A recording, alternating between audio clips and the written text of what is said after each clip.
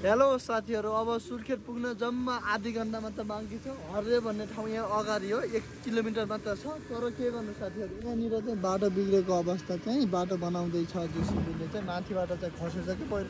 आम्मामा कोलपुरदेखि सुर्खेत आउने बाटो त खत्तमै भएको छ रहेछ साथीहरू।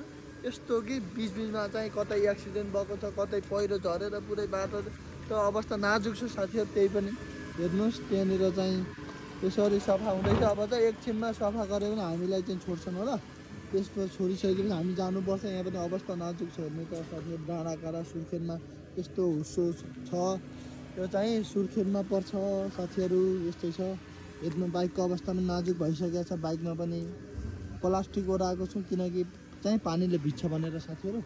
यो अवस्था त नाजुक भएको छ, केही छैन। त्यही पनि आधी घन्टामा चाहिँ सुर्खेत पुगेर चाहिँ हजुरहरूलाई चाहिँ सर्ट भिडियो पनि हाल्छु, लङ भिडियो पनि हाल्छु। त्यो हजुरहरूले चाहिँ भाइरल आउँछ ब्लगमा चाहिँ अवश्य पनि चाहिँ सब्सक्राइब हान्नु होला ल साथीहरू। त्यस्तो छ अवस्था अहिलेलाई। फोनमा चार्जर पनि खासै छैन कि, फोनमा जम्मा 5% मात्र चार्ज छ किनकि चार्जर पनि नभएर पानीले भिजेर खोला त्यस्तो छ हालत। के गर्नु साथीहरू, तलतिर पनि नदी बगिरहेछ, भेरी नदी। यहाँ हेर्नु त गाडी उता कति जाम भइरहेछ, उता पनि पुरो गाडीहरू जाम भइरहेछ त्यतातिर। यतातिर पनि जाम छ, उतासम्म पनि। हामी चाहिँ टक्कै बिचमा छौँ ल साथीहरू। अन्तिममा चाहिँ भिडियोलाई चाहिँ लाइक, कमेन्ट, सेयर र सब्सक्राइब गरिदिनु होला। Okay guys.